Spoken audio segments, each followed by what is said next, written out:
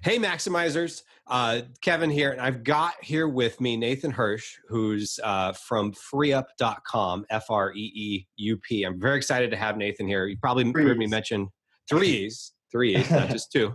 But you probably heard me mention in other videos on this channel, as well as some podcast interviews I've been on other channels, talking a little bit about what I've done as far as outsourcing and how I've gotten outsourcers to help me in my business. And I've used FreeeUp several times, and I think it's a great platform for getting started. So I'm really excited that Nathan's here to tell us a little bit about his backstory, how he got into FreeeUp. I think what you're going to find really good about his backstory is he's not just someone who's trying to sell the pans and the shovels to the gold miners, so to speak, but he's actually a gold miner himself. So just to get right into it, Nathan, thank you for being here, and tell us a little bit about your background in e-commerce. Yeah, Kevin. So I got into e-commerce by mistake. I started off as a broke college kid looking for extra money on the side. And I noticed the school bookstore was ripping me off, and I thought I could do better. So I opened up a bookstore out of my college dorm room. Before I knew it, I had lines out the door of people trying to sell me their books, to the point where I actually got a cease and desist letter from my college because I was stealing so much of their business. Oh, yeah. So from there, I learned a lot about just selling books online, and I came across Amazon one day, and this was back in 2008, 2009. There were no courses, no gurus. I really just started experimenting, and I tried selling products that I was familiar with: sporting equipment, computers, video games, and I failed over and over again. And the only thing I could sell was books. And it wasn't until I branched out of my comfort zone and I found these deals on baby products that I could actually sell something. And I got really good at listing and drop shipping baby products on Amazon. And before I knew it, I was running this multi-million-dollar Amazon business out of my college dorm room, making every good and bad decision that a young entrepreneur makes, right? Okay. So I have to start hiring people. It gets to that point, and I start hiring college kids, which quickly blows up in my face. As we all know, college kids can be somewhat unreliable. But I got introduced to the remote hiring world from a friend of mine, and I became obsessed with it, addicted to it, because I finally had a way to get access to talent outside of my college. And so I built up remote teams, but from doing the job posting and interviewing 50 people all the time, I just always wanted a faster way. And that's really what led me to creating my own marketplace. Okay. Well, good deal. So it sounds like you running into, back when you started FreeeUp and before then, kind of the same challenges that I've been running into. So I have a full-time job, and being a full-time job and having a full-time job and being a full-time student, as being a full-time student in the past, I would say is not all that different, because you have all these time constraints. And so if you're trying to start a business on top of that, it's just a lot, and it can be overwhelming. So you got to bring other people in to do all these tasks, because I think we all get caught up in it only takes a second to click this button or go here or pull this report. But all those little seconds and minutes and everything add up very quickly and keep you from doing high value tasks. So what were some of the original things that you were offloading to other people? So funny story about that. I thought that I could do everything myself. And Right. I met with an accountant because it was time for me to start paying taxes. I was making money, and he pretty much asked me, when are you going to hire your first person? And I kind of shrugged it off. Why would I do that? The money's going into my pocket. I don't want to spend time teaching someone. No one can do it as well as I can. I can do this forever. So he laughed in my face, and he pretty much said, you're going to learn this lesson on your own. So the first busy season comes up, and I didn't know what busy season was. And the fourth quarter just destroys me. I'm working 20 hours a day, balancing college, destroying my personal life, lost all my hair. And I finally made it out the other side. And once I did, I was like, okay, I can never let that happen again. I need to start hiring people. So the first thing I did was take customer service off my plate.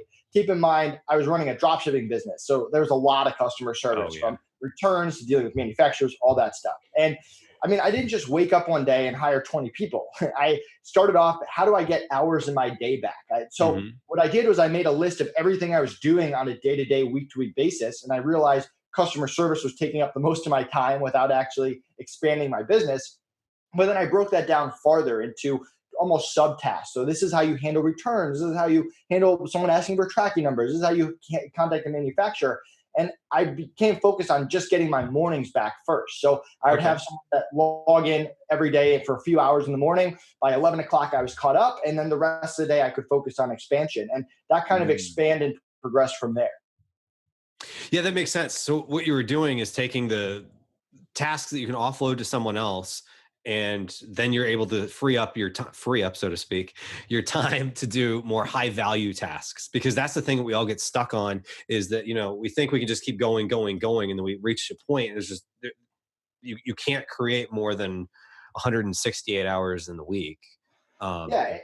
there's nothing we can do about it. So we have to have other people do some of those tasks for us. So I like what you're saying there about, you started off with customer service because in your business at the time, that's what was causing you to have the most, time commitment for something that's not necessarily high value. It's valuable, it needs to be done, and someone needs to do it, but it doesn't necessarily have to be you. So you systematize the way of doing that.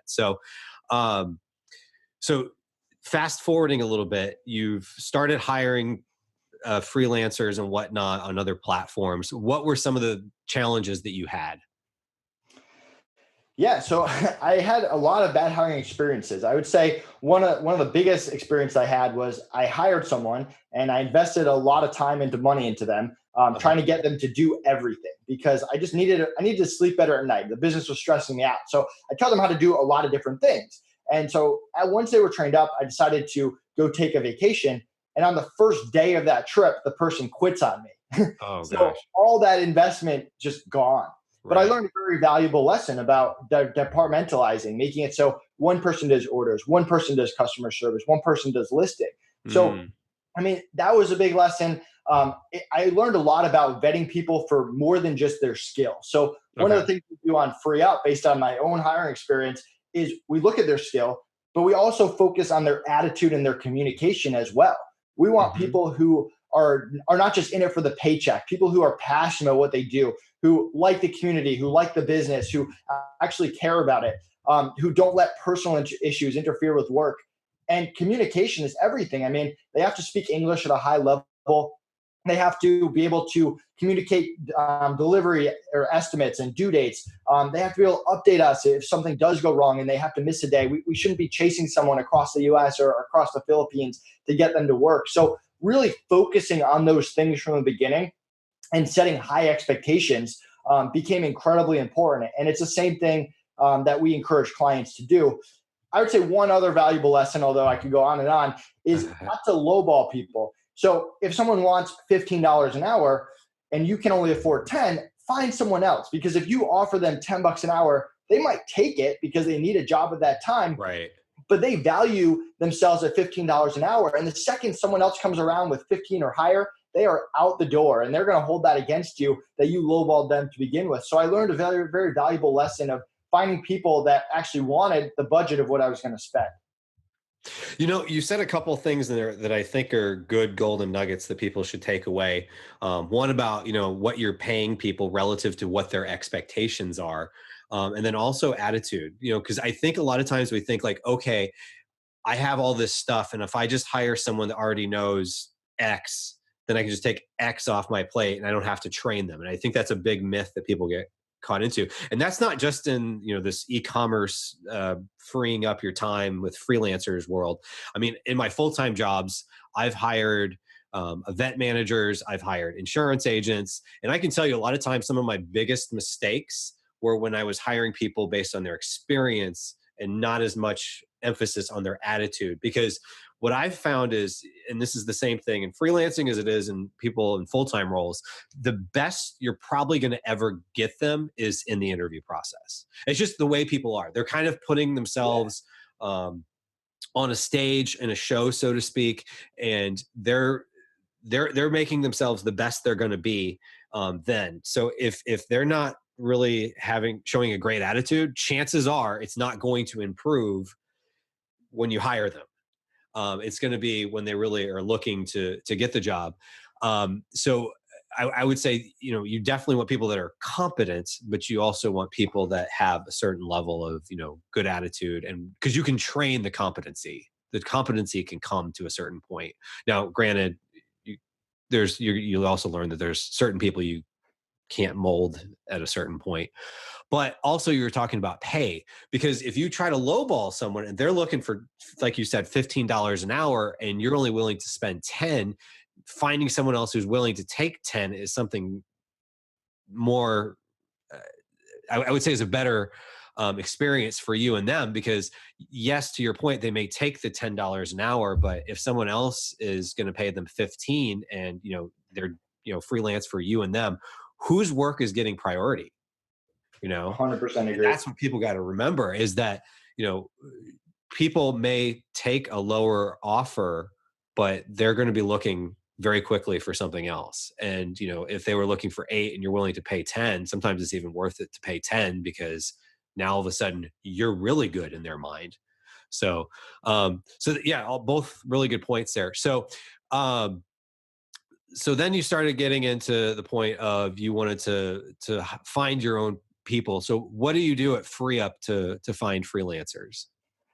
So I didn't like that I would have to go to another marketplace, post a job, get 50 people to apply, interview them one by one. And at the end of the day, I still didn't know what I was going to get. So after one day of doing 8 hours straight of interviews and not finding one person that I liked, Right. I remember I threw a chair against the wall and I was just like, there has to be a better way. Like, Oh I gosh. need people to focus my time as a business owner on the sales marketing expansion, not the HR or whatever you want to call it. So Right.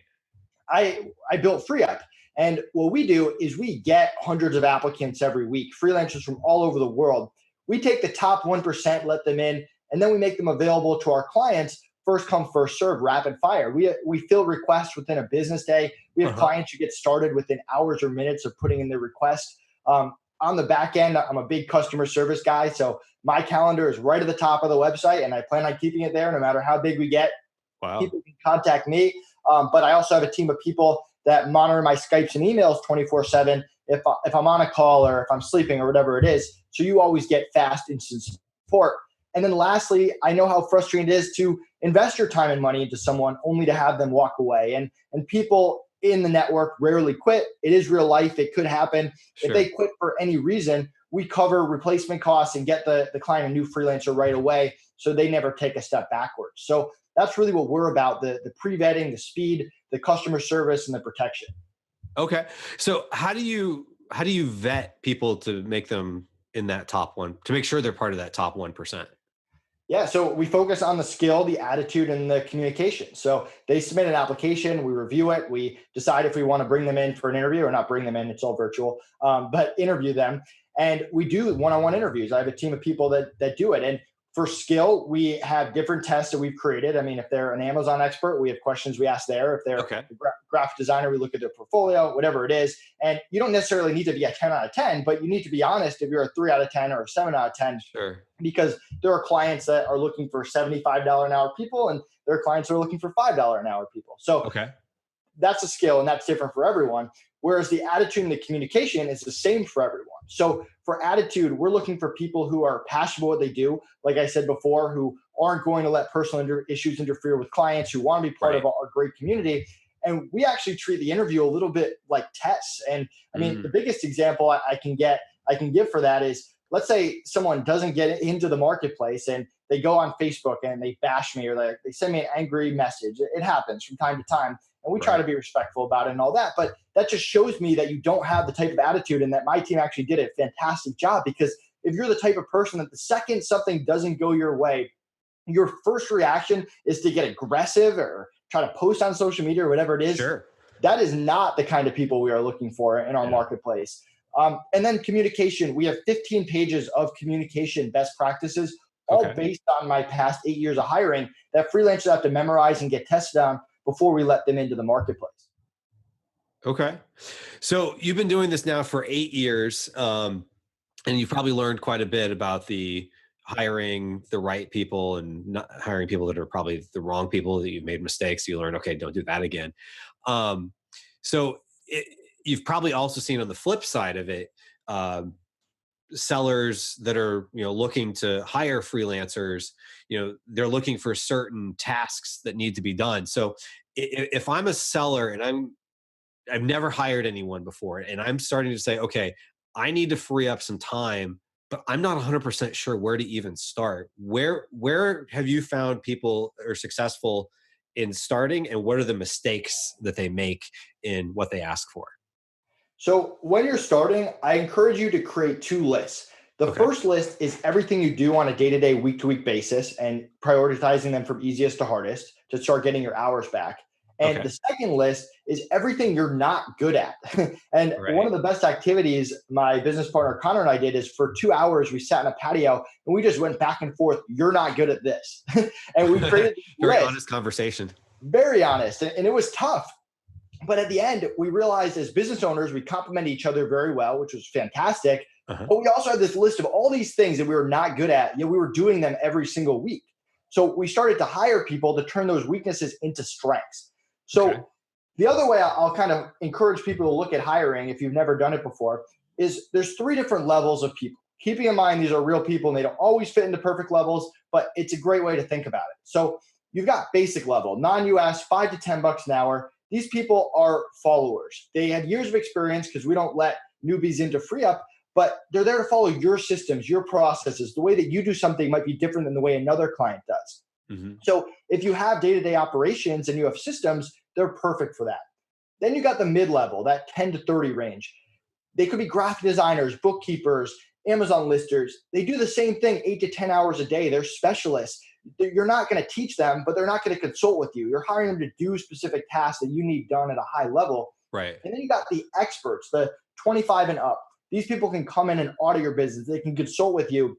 They can help create systems and processes. They can execute high level game plans. So if you're someone that is like, hey, I'm running an Amazon business, I have no idea where to even go next, hire an expert to come in and review what you're doing and create a plan.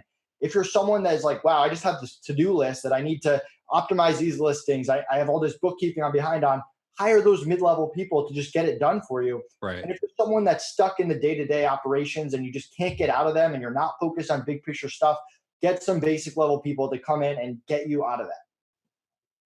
Okay. Yeah, that all makes sense. Now, what are some of the things that you've seen that like people have asked for, and it turned out to be kind of a mistake in their hiring, not their hiring, but in their request of what they were requesting or a, what they a needed lot to of it has to do with hiring for the wrong level. Someone has a very low budget and they're like, do. okay, get me a $7 an hour person and I want them to consult with me and run my Amazon business. And Right.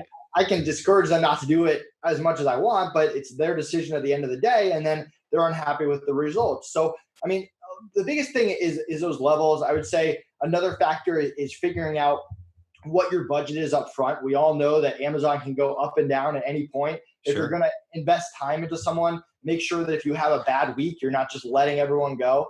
Um, and I would Right. say the last part is just setting those expectations up front. What do you actually expect? What are the due dates? What are your pet peeves? How do you want to communicate? And I see a lot of people not getting on the same page right from the beginning. And that leads to a lot of gray area and issues down the line.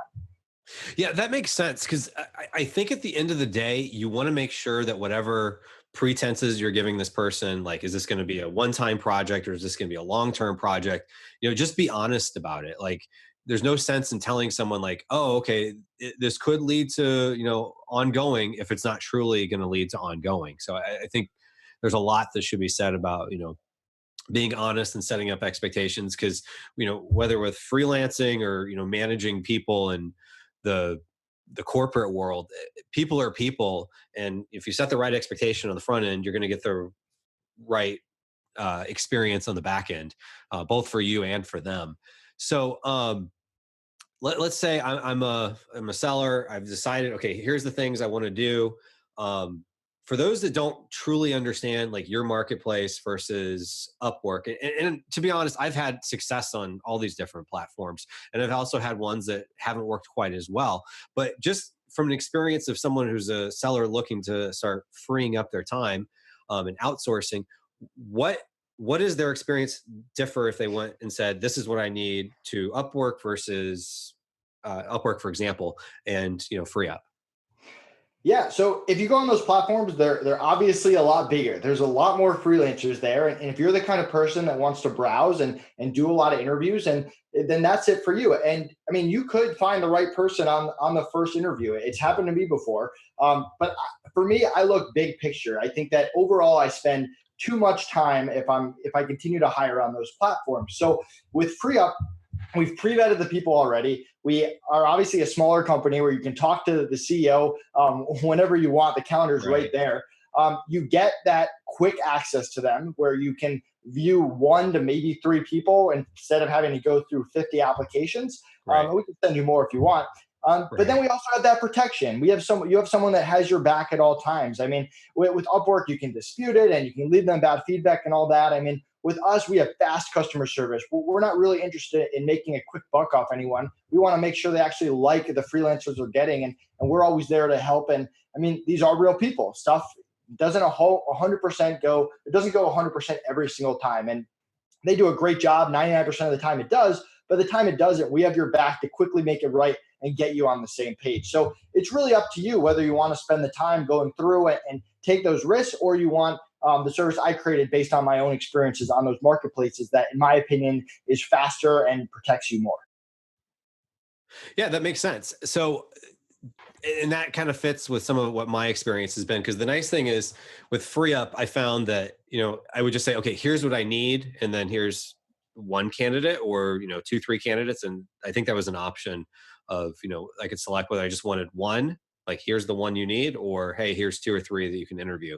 And I like that because one of the things that does get to be overwhelming with Upwork is that, you do feel like you get like a lot more choices, but it's that paradox of choice, so to speak. Of, I found that like sometimes you apply for a job and it's just like a floodgates of all of a sudden you got, 50 people that are, looking for that job. And, a lot of them sound really good, but how do you truly know?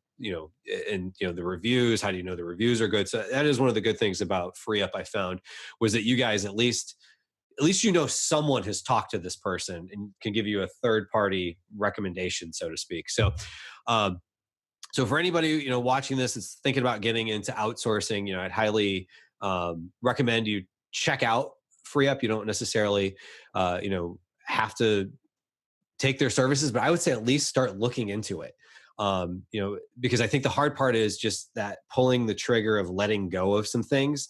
And you could start, like Nathan said, just writing out some tasks that you do. What are some things you're not necessarily great at? But if you just wanted to like take the things that are, constantly eating up your time, those, oh, well, it's only a couple minutes here, a couple minutes there, but over the course of a week, it might be a couple hours. Those couple hours could be spent on better things.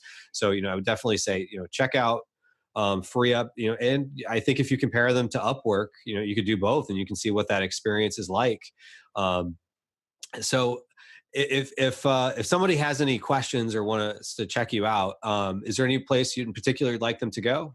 Yeah, well, you can create a free account on freeup.com. It takes a minute. Mention this video. We'll even give you a $25 credit to try us out. And my calendar is right at the top of the website, freeup.com with 3 E's. I'd love to meet with you about your business, answer any questions you have. And yeah, I mean, me and my team are there to help. Awesome. Well, Nathan, thank you so much for being on Maximizing E-commerce. I think you shared a lot of really good knowledge. And I think regardless of whether people decide to use FreeeUp or go someplace else, I think they're going to take a lot of good value out of this conversation. I definitely have taken some good golden notes here that watch the recording and write some stuff down to make sure I implement in my own business. So thank you so much. Thank you. Have a good rest of the day. You too. Appreciate it.